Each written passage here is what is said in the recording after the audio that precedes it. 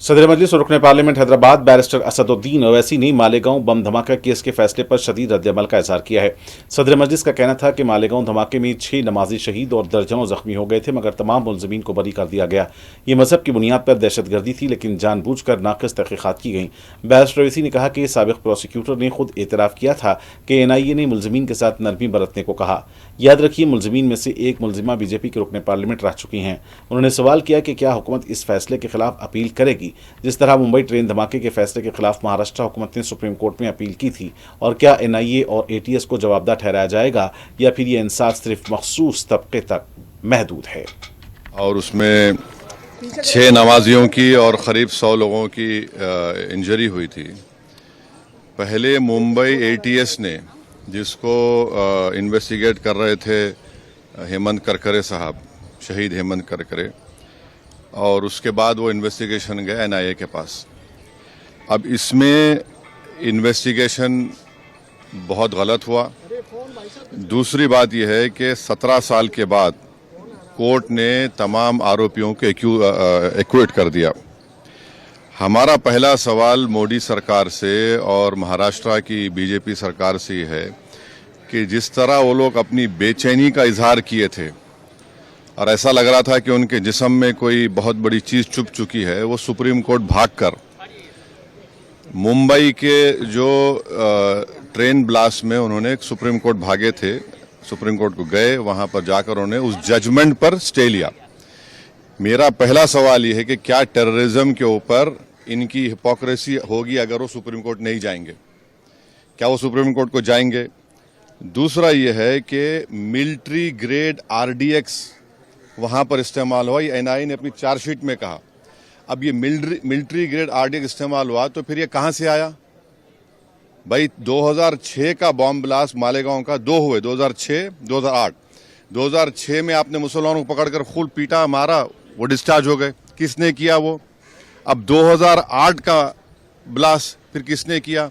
और तीसरा ये याद रखिए कि अगर साध्वी प्रज्ञा ठाकुर की मोटरसाइकिल पर ही वो बॉम्ब रखा गया RDX मिलिट्री ग्रेड, और NIA ने कहा कि उनके पास नहीं था, वो 2 लोगों के पास था, रामजी कलसांगरे जो अभी तक गायब हैं, तो फिर ये हमको समझ में नहीं आ रहा। फिर मुंबई में जो ब्लास्ट हुआ था 1991 में, उसमें भी एक महिला के नाम पर एक वो गाड़ी थी, क्या बोलते हैं आपके, मारुति वैन थी, जिसको ना चलाने आता था, उसको आपने कन्विक्शन दे दिया। ये हमको समझ में नहीं आ रहा।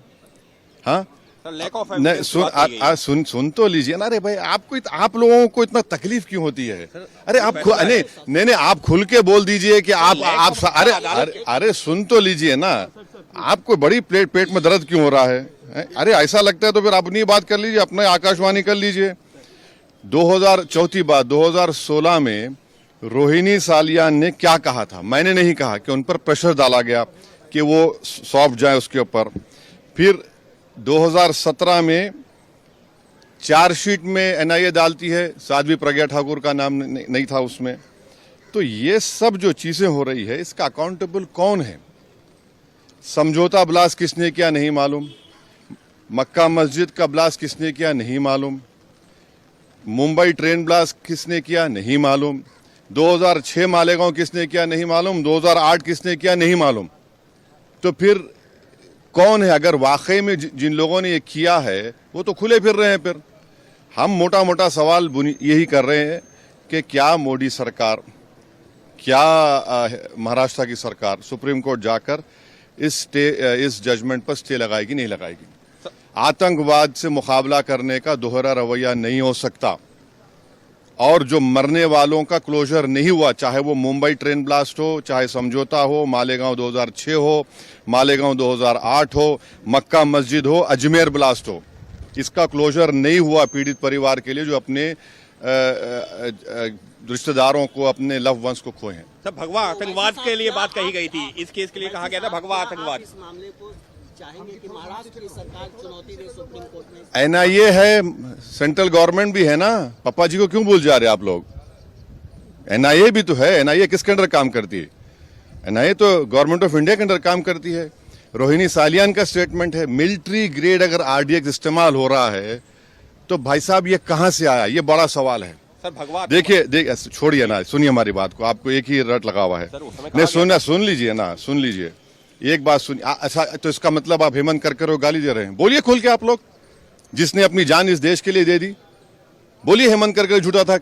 अरे आप एक बात समझिए कि हमारी एनआईए एक प्रीमियर इन्वेस्टिगेशन एजेंसी है, उनका अगर इस तरह का रवैया रहेगा तो इंटरनेशनल लेवल पे क्या असर पड़ेगा, इसको आपको जानना चाहिए। आपको जानना चाहिए in the context of Pulwama also, सब चीज आपको देखना पड़ेगा। ओवैसी साहब, लेकिन कल ही गृह मंत्री ने हाउस में साफ साफ कहा है कि कोई भी हिंदू आतंकवादी। हाँ, तो आप कह रहे हैं कि वो सुनकर जजमेंट आया? मैं नहीं कह रहा हूं, आप कह रहे हैं, वही कहना चाह रहे हैं कि आप नहीं आप नहीं अरे छोड़िए ना। महात्मा गांधी को मारने वाला कौन था? चीनी था, है? राजीव गांधी को मारने वाला कौन था? इंदिरा गांधी को कुछ ने मारा? सब छोड़िए ना आप लोग, बहुत हम बोल सकते। ये हम आपको कह रहे हैं कि क्या भारत सरकार, मोदी सरकार, क्या महाराष्ट्र की सरकार, वो जो लोग मरे हैं, चाहे वो ट्रेन ब्लास्ट में हो, आपने चले गए सुप्रीम कोर्ट जाकर रुका दिया आपने, इनका क्या करेंगे? मालेगांव 2006 किसने किया, 2008 किसने किया? देखिए हम सच बात कर रहे थे, रहमत बरस